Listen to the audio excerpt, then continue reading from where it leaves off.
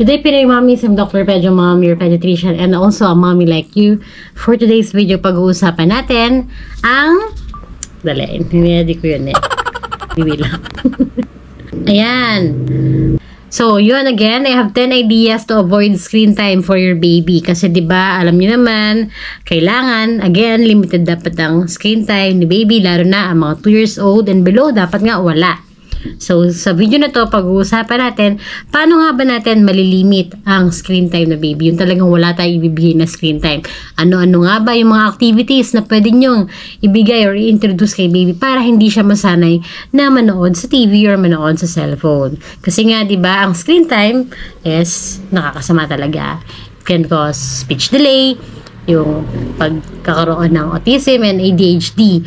Ano lang yun ha, baka sabihin nyo agad-agad pag may screen time, pwedeng si baby magkaroon ng ganun. Hindi, isa lang po yun sa mga maraming factors na nagkakos ng mga sinabi kong condition like yung ADHD, autism, tsaka yung mga speech delay. At kung bago po kayo sa aking channel at kung gusto niyo ng mga ganitong content, mga simpleng pedia tips, parenting tips at gabay sa pag-aalaga kay baby, please subscribe to our channel, Dr. Pedro Mom.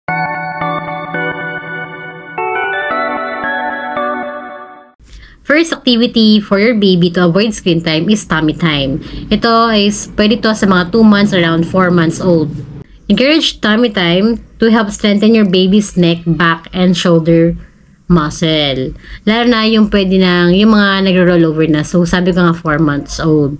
Tapos, maganda rin ito to avoid colic or yung kabag. That's one of the activities. Number 2 activity to avoid screen time is sensory play. Yes, you can introduce your baby to give something na ma-stimulate yung mga sensories niya. Like yung shapes, yung mga rough object, or yung mga smooth pillow, cotton.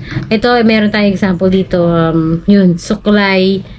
Yung mga iba't ibang colors. Sa mga less than 6 months, usually, nasi-stimulate sila sa mga black and white, tsaka red. Mas maganda na introduce sila sa mga iba't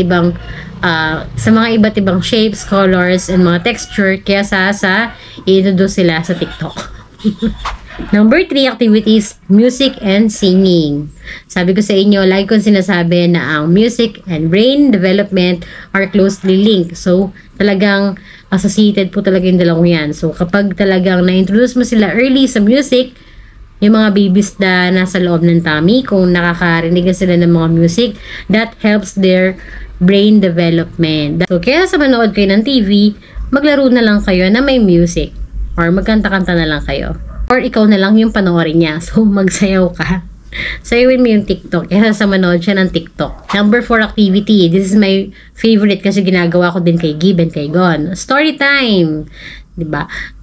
Bumili na po kayo ng mga libro na may story time talaga para at least binabasahan niya siya. Magandang activity ito kay baby. Dahil makikilala niya early ang mga libro at dahil dito, magkakaroon siya ng interest sa libro. So, gagayahin niya rin kayo. So, mas maganda na magkaroon siya ng interest sa libro kaysa magkaroon siya ng interest sa panonood. Next activity. Play gym. So, ano ba tong play gym ito? Sabi dito, use a play gym with hanging toys to encourage reaching, grabbing, and kicking. Meron akong ganito. Dali, papakita ko lang. Nasa playroom kasi ako. So, papakita ko. Ito. Hindi siya play gym, pero it will encourage the baby to reach the object. Ito, good for 4 months, 6 months. Ito. Dali. This one. Diba? Okay. O yan, diba dito, maganda to kasi kapag nakahiga si baby dito, yan, kapag nire-reach niya, naririnig niya din yan. At alam nyo ba, dito unang natutong tumayo yung anak ko, yung pangalawa kong anak. Kasi nga, yan, inaabot niya to hanggang sa nakatayo na siya. 6, again, one of my favorites, mirror play. Maganda na merong, yung mga laruan ni baby, may mga mirror. Meron ako dito, kaya lang nasa clinic din eh. Ito, place a baby-safe mirror in front of your baby to help them explore their reflection. Para makilala nila yung sarili nila, makita nila yung reflection nila. At yun, nakakatulong din yun for good brain development. Number 7, outdoor exploration. So, take your baby for a walk in a stroller or baby carrier to expose them to different sights, sounds, and sensation. Kasi, di ba, lagi na lang indoor, lalo na nung pandemic. Kaya tumaas yung rate ng mga nanonood sa TV sa loob dahil nga sa pandemics. Pero ngayon, dahil tapos na yung pandemic, makakalabas si baby at marami namang park dyan sa labas. Kung nasa inyo kayo, meron kayong park, pwede nyo naman silang ilabas. Number 8, baby sign language. Ito, pwede pala ito na pang-iwas screen time. Ang turuan silang mag-sign language. Alam nyo ba na kapag inintroduce silang mag-sign language, nakaka-facilitate po ito ng communication skill kay baby. Kaya pala si Miss Rachel, no, kapag kuwari nagkakanta siya, yung meron pa siyang paganon-ganon. Ako di ako marunong mag-sign language pero may, ako mismo meron ako natutunan sa kanya. Hindi naman sa lagi kong inaano si Miss Rachel. Pero kapag 2 years old and above na si baby at pinili nyo siyang magkaroon ng screen time, bibigyan siya ng screen time, one of the TV shows talaga that I recommend is Miss Rachel. Number 9, activity para maiwasan ng screen time is water play. Outside activity po ito para kay baby at maganda ito para sa mga naglalakad na. Siyempre, naglalakad kaya So, fill a shallow basin with the water and let your baby splash and explore with their hands and feet.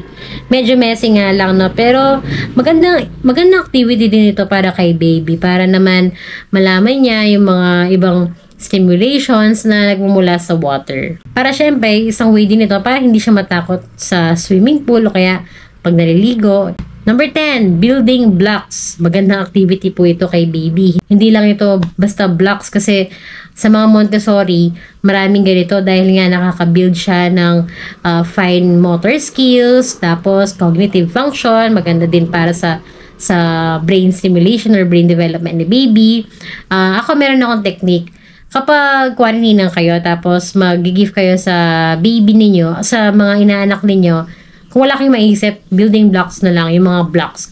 Alam nyo bakit? Kasi, na-appreciate ko yung mga ninang ng mga anak ko kapag nagbibigay sila ng mga Montessori toys or yung mga blocks. Like, for example, hanap ako. At yun na nga.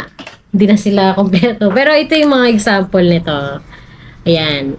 Maganda to kasi kapag 1-year-old na si baby, ma-appreciate na niya to. At pag meron siyang ganito, talaga naman, iwas screen time. Yan.